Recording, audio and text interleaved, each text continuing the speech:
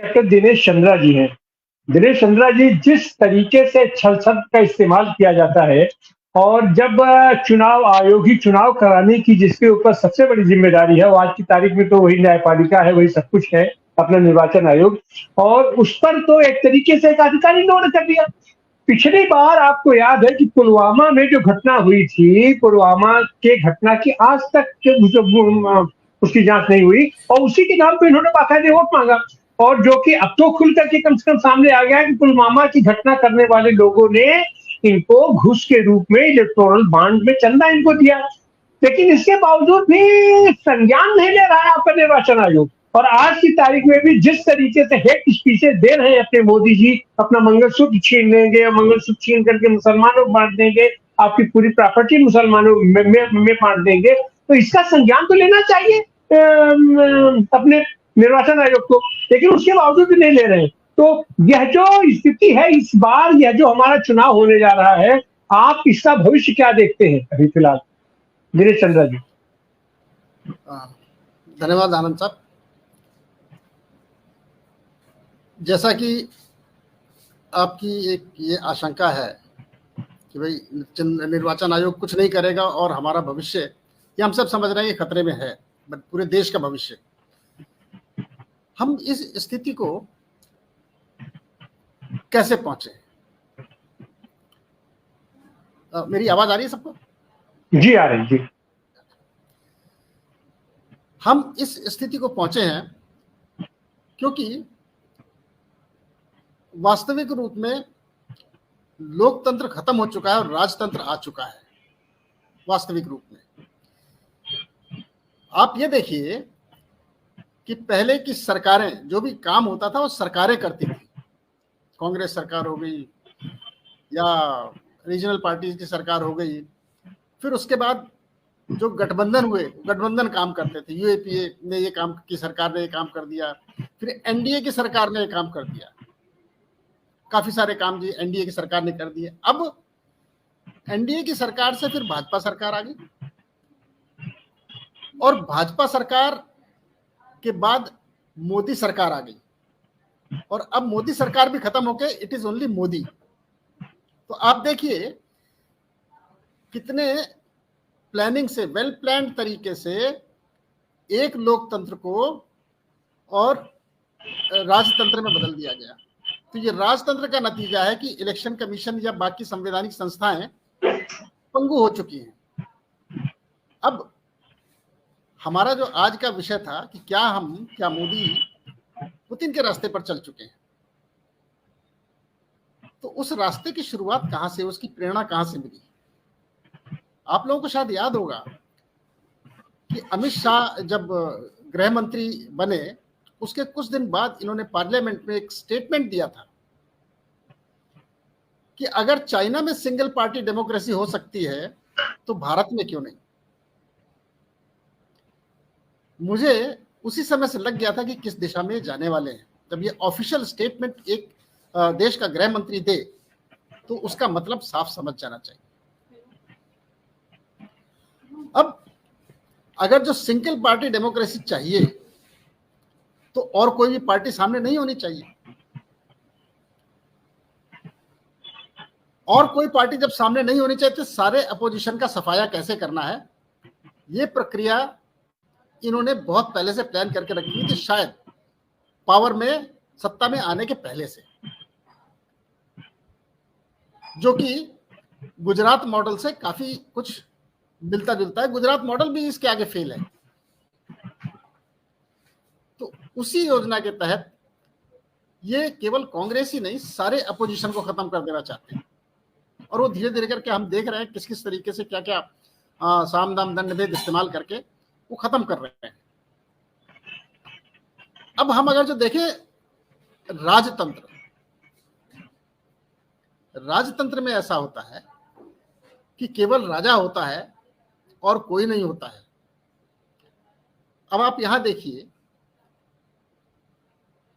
Opposition को खत्म किया जा रहा है और इनकी खुद की पार्टी में भी कोई लीडर है क्या मोदी के आगे? कोई नहीं है। तो लोकतंत्र खत्म होने के साथ साथ बहुत ही सुदृढ़ ढंग से कैसे राजतंत्र को स्थापित किया जाए, ये प्रक्रिया शुरू हो चुकी है।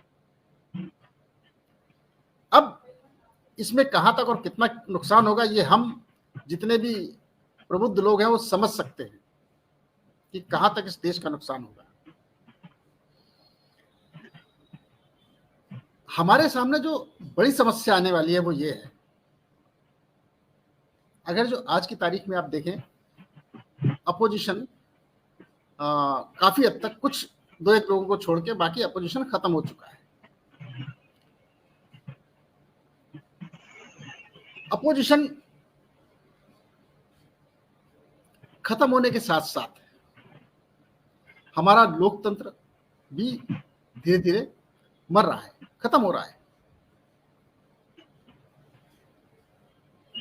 सबसे बड़ी समस्या जो भारत फेस करेगा नियर फ्यूचर में वो ये है, लैक ऑफ लीडरशिप। इस भारत में कोई लीडर नहीं होगा। और मैं, जो हमारे दुर्भाग्य से प्रधानमंत्री हैं, मैं साफ साफ बोलता हूं, मोदी जी को मैं लीडर नहीं मानता। नेतृत्व की क्षमता इनमें नहीं है, बिल्कुल नहीं है। डंडे के बल पर कुछ भी कर ले, लेकिन अगर जो स्वतंत्र ढंग से लोगों से पूछा जाए या लोगों को की नब्ज टटोली जाए, तो इनके अंदर नेतृत्व नाम की कोई चीज नहीं है। ये भारतवर्ष के लिए एक वर्ल्ड फोरम पे सबसे डेंजरस स्थिति होगी जब भारत के पास कोई सशक्त लीडरशिप नहीं होगी। ये बहुत डेंजरस, सबसे बड़ी डेंजरस सिचुएशन ये है। अब ये तो सब हम जान रहे हैं, लेकिन इसके सोल्यूशन क्या हो सकते हैं? सोल्यूशन यह है कि अगर जो डेमोक्रेसी खत्म करने के लिए अपोजिशन को खत्म किया जाना जरूरी है, तो इसी तरीके से डेमोक्रेसी को जिंदा करने के लिए अपोजिशन का जिंदा रहना बहुत जरूरी है। अपोजिशन अच्छा हो खराब हो जैसा भी, लेकिन अपोजिशन होना चाहिए। नंबर एक चीज तो अपोजिशन जिंदा रहना चाहिए। दूसरा यह है कि अपोजिशन सुदृढ़ होना चाहिए, जिससे कि मजबूती से सवाल पूछ सके। और एक और सोल्यूशन जो मेरी समझ में आता है, जो मैंने दो एक लोगों से सुना है, कि अब ये पिछले हम कई बार से देख रहे हैं कि कोई भी सरकार अपनी स्थिरता को लेकर कभी भी बहुत आश्वस्त नहीं होती। तो बहुत सारे ऐसे जो डेमोक्रेटिक कंट्री में अच्छे प्रजा के लिए डिसीजन, लोकतंत्र में डिसीजन लेने चाहिए जनता के लिए, वो शायद नहीं ले पा रहे हैं। तो एक अच्छा तरीका होगा मेरे हिसाब से, आई डोंट नो इसके रिपरकशंस क्या होंगे, कि अगर जो पार्लियामेंट में प्रोपोर्शनेट रिप्रेजेंटेशन हो, सरकार में प्रोपोर्शनेट रिप्रेजेंटेशन, कि भाई अगर जो कांग्रेस को 40% वोट मिले हैं, तो सरकार में उनके 40% लोग होने चाहिए, जिससे कि अपोजिशन भी जिंदा रहेगा और अपोजिशन की आवाज भी सुनाई पड़ेगी। जी सर। लेकिन इसके लिए काफी सोच विचार और बहुत उसकी जरूरत है, जो शायद संविधान में परिवर्तन भी चाहेगा। तो ये हमें नए सिरे से सोचना पड़ेगा। आगे आने वाला भविष्य ठीक नहीं है। हमारा पार्टिसिपेशन बहुत जरूरी है सबका। जी सर। तो आनंद प्रकाश जी, धन्यवाद। जी सर, बहुत बहुत धन्यवाद। अब हम एक बार फिर चलेंगे मोहम्मद खालिद साहब के पास। चुनाव प्रक्रिया में सुधार की बात तो बहुत दिनों से हो रही है, और उसके लिए सही मायने में कोई भी तैयार नहीं है। चर्चा तो लोग करते हैं, लेकिन सबको यह है कि जब हम सत्ता में आ जाएंगे तो फिर हम उसको कैसे संचालित करेंगे, यही बात सब लोग सोचते हैं। और ऐसी हालत में हम जब देखते हैं कि यह जो सरकार है वह केवल अपोजिशन ही नहीं, उसके साथ भी जो लोग जाते हैं, जो पार्टियां जाती हैं, उनके ऊपर भस्मासुर चिपना तरीके से उन पर हाथ फेर करके उनको खत्म कर देते हैं। अपनी सारी की सारी सत्ता, सारा पावर अपने आप में केंद्रित कर लेते हैं और अपनी तो एक संघर्ष चल रहा है। और आपने जैसा किया तो किसी पहले मोदी सरकार थी, अब तो सब मोदी की गारंटी है। अब तो सब कुछ मोदी तो ही संतर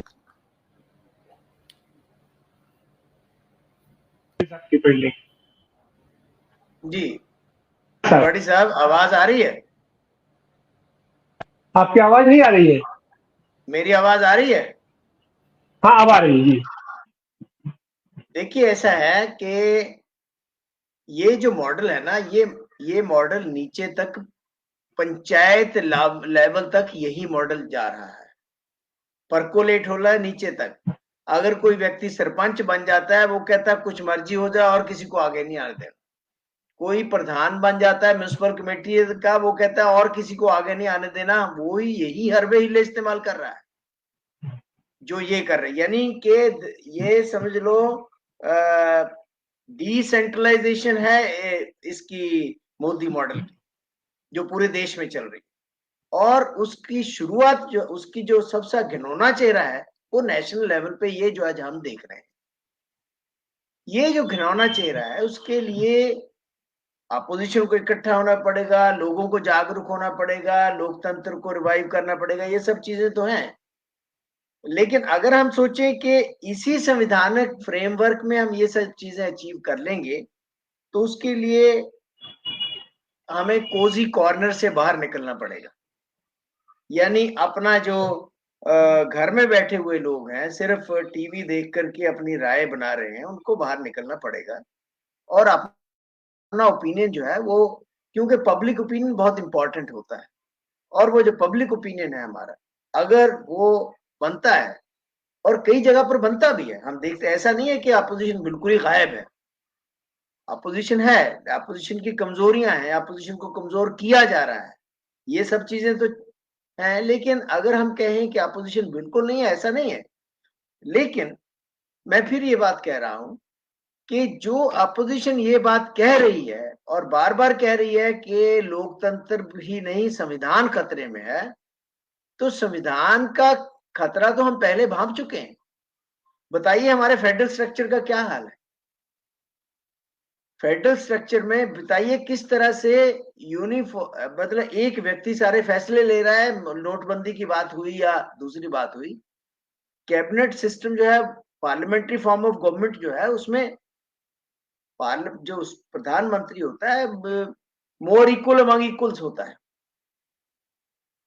लेकिन यहां पे जो कैबिनेट मंत्री हैं वो एक दूसरे से बात करते भी डरते होंगे कि पता नहीं हमारी बात कहीं और ना निकल जाए और हमारी छुट्टी ना हो जाए, या कल हमारे ऊपर ही केस कोई शुरू हो जाए। क्योंकि जब आप पब्लिक लाइफ में हैं तो कहीं ना कहीं आपको जाने अनजाने में कुछ गलतियां हो जाती हैं कई बार, और उसको आप दबा करके रख लो। अच्छा, कभी इलेक्शन में खड़े हो जाइए, तिवाड़ी साहब आप खड़े हो जाइए, आपके ऊपर कोई ना कोई केस निकाल दे दबाने के लिए, डराने के लिए। वो जो चीज है वो हमारे लोकतंत्र को खा रही है। उसके लिए जो हमारे जो प्रयास हैं वो यही है कि लोगों को जागरूक करना है और पब्लिक ओपिनियन फॉर्म करना है।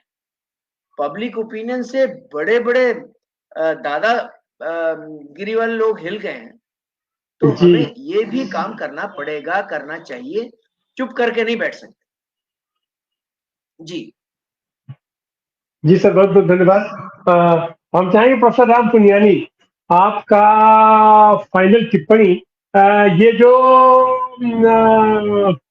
अपना पार्टियों की सरकार से होकर के और मोदी सरकार से होकर के आजकल मोदी की गारंटी हो गया है, इस सारे संदर्भों में आप इसको कैसे देखते हैं? क्या हम वाकई जो पुतिन ये मॉडल को हमने स्वीकार कर लिया है क्या? अनम्यूट कीजिए, अनम्यूट कर लीजिए। जी, जी देखिए मैं देख रहा हूँ कि आज की चर्चा में बहुत महत्वपूर्ण पॉइंट आए हैं, और आखिर में जो ये मुद्दा था इलेक्टोरल रिफॉर्म्स का, उसके बारे में भी बहुत बात चल रही है। लोगों ने काफ़ी उस पर चर्चा की है, और वो मेरे ख्याल से बेहतरीन रास्ता है हमारे लोकतंत्र को मजबूत करने का। पर अभी तो मैं ये देख रहा हूँ कि जो पार्टी अभी सत्ता में है ये उस प्रकार का रिफॉर्म नहीं चाहेगी। खैर, दूसरी पार्टियों पर शायद हम थोड़ा दबाव डाल सकते हैं, जन चेतना के माध्यम से, जन आंदोलन के माध्यम से। अपने आप तो वो होने वाला नहीं है। जो भी पार्टी सत्ता में रहेगी वो क्यों ऐसा रिस्क लेगी। पर एक है कि अगर जन चेतना बहुत मजबूत रही, और दूसरा एक प्रेरणा ने जो बात कही थी कि 75 साल में हमारी जो लोकतांत्रिक अभिव्यक्तियां हैं उसको लोगों तक पहुंचाने की हमारा एक थोड़ा सा फेलियर रहा है। सभी की हमारी उसमें कमजोरी रही है कि हमने लोकतांत्रिक मूल्य का और जो सामाजिक चेतना एक गलत दिशा में कुछ लोगों ने जानबूझकर समाज में डाली, नफरत की जो भावनाएं डाली उसके खिलाफ हम लोगों ने ज़्यादा काम नहीं किया, और उसका परिणाम ये है कि एक जो नफरत फैलाने वाली पार्टी, नफरत फैलाने वाले संगठन ये ज़्यादा मजबूत करके आ रहे हैं। तो मेरा मुझे लगता है कि अभी दारोमदार इस बात पर है पूरी बात का कि हम पुतिन की दिशा में जाएंगे या वापस नेहरू गांधी की दिशा में आएंगे। पूरा दारोमदार ये 2024 के चुनाव पर है। और ये बात तो खैर सभी लोग मानते हैं कि मोदी इस बार अगर चुनकर आए भी सही तो उतनी मेजॉरिटी से नहीं आएंगे जो एक आक्रामक मेजॉरिटी होती है। आक्रामक मेजॉरिटी से मेरा मतलब है कि आपके पास अगर मेजॉरिटी बहुत है ज़्यादा तो फिर आप दूसरों की परवाह नहीं करते, पार्टी के अंदर की, पार्टी के बाहर की। तो इन दोनों में से एक संभावना तो निश्चित रूप से है कि या तो उनकी सीट्स कम आए तो भी फिर अपोजिशन को काफ़ी अच्छा मौका मिल सकता है। और सबसे बड़ी बात जो है आनंद जी मुझे लगती है कि जन आंदोलन और जन चेतना पर काम करना सबसे महत्वपूर्ण है। कि आज हमारे जो युवा संगठन हैं, जो स्त्रियों के संगठन हैं, आदिवासियों के संगठन हैं, इनके बीच में इनकी ज़रूरतों के लिए जो आंदोलन, जैसे हमने 2 महत्वपूर्ण आंदोलन देखे, किसान आंदोलन देखा, शाहीन बाग का आंदोलन देखा, बीच में रोहित वेमुला की मृत्यु के बाद एक विद्यार्थियों में भी बहुत बड़ा आंदोलन दिखा, जेएनयू के आंदोलन को इन्होंने बहुत दबाने की कोशिश की। तो मुझे लगता है कि लोकतंत्र को जिंदा रखने के लिए आंदोलनों की बहुत अहमियत है, बहुत बहुत महत्व है। और अगर अपोजिशन पार्टीज में अभी जहाँ तक अलग अलग पार्टियों का कहा जाए तो मेरे ख्याल से कांग्रेस ने तो अपना काम बखूबी किया है, खासतौर से राहुल गांधी ने जन चेतना को खड़ा करने का। पर वो बाकी पार्टियां भी इसी प्रकार से अपने राज्यों में जहाँ उनका प्रभाव का क्षेत्र है एक सही प्रकार की लोकतांत्रिक व्यवस्था को डालकर, व्यवस्था चेतना के मूल्यों को डालकर अगर हम आगे चले तो निश्चित रूप से हम पुतिन से एक उल्टे रास्ते पर, जो भारत की शुरुआत का रास्ता, एक बहुत महत्वपूर्ण रास्ता था जो नेहरू ने यहाँ लोकतांत्रिक परंपरा की को बिठाया था, सरदार पटेल ने बिठाया था, और जो गांधी जी के ओवरऑल छत्र छाया में हुआ था, वो बहुत महत्वपूर्ण चीज़ है। आज हम उसको पीछे पलट के देखें तो नेहरू ने कभी भी अपने आप को, जैसे मेरे ख्याल से दिनेश जी कह रहे थे कि वो उनमें नेतृत्व की ऐसी काबिलियत थी कि वो अपने विपक्ष को बहुत कॉम्प्लीमेंट देते थे। अटल बिहारी वाजपेयी लोकसभा में अच्छे भाषण देते हैं उनके खिलाफ, नेहरू के खिलाफ, तो शाम को उनकी पीठ थपथपाएंगे कि अरे आज तो आपने बहुत अच्छा बोला, आप में तो बहुत पोटेंशियल है वगैरह वगैरह। तो वो एक नेतृत्व होता है जहाँ अपनी कमजोरियों की आलोचना सुनने की उसकी हिम्मत होती है। खैर मैं तो अभी उम्मीद कर रहा हूँ 4 जून की, कि 4 जून में कुछ ऐसा नतीजा आए कि हमारे जन आंदोलन मजबूत हो सके, जन चेतना का आंदोलन मजबूत हो सके, और उसके आधार पे हम एक अच्छा भविष्य तैयार कर सकें। धन्यवाद जी, बहुत बहुत धन्यवाद। अभी चल रही मोदी की गारंटी। मोदी की गारंटी से पहले एक स्लोगन चलता था, मोदी है तो कुछ भी मुमकिन है। तो मोदी है तो कुछ भी मुमकिन है में मोदी ने अपना कह दिया कि 400 के पार हम जाएंगे, तो उसके पार निर्वाचन आयोग बचा हुआ है। और हम जिस तरीके से खजुराहो से होते हुए, सूरत होते हुए और हम इंदौर तक आ गए, तो एक स्थिति तो यह भी आ सकती है कि निर्वाचन आयोग को ही तो ये सर्टिफिकेट इशू करना है, तो एक साथ 400 सर्टिफिकेट इशू करा दिया जाएगा। तो मोदी है तो कुछ भी मुमकिन है, बात तो सही है। सबसे ज्यादा संकट ये है कि जनता के हाथ में इस समय संप्रभु जनता है। जनता का जो वोट का अधिकार है, मताधिकार है, मत का अधिकार है, ये उसका किस तरीके से इस्तेमाल करती है और कैसे इस्तेमाल करती है। आने वाले दिनों में कौन सा मॉडल चाहती है, कौन सा संविधान चाहती है, अपना जनता चाहती है कि पुतिन की चाहती है कि मोदी है तो कुछ भी मुमकिन है, वही चाहती है। अभी तो जनता के ऊपर। आप सारे लोग जुड़े, बहुत बहुत धन्यवाद, बहुत बहुत आभार। मेरे प्रोफेसर राम पुनियानी जी,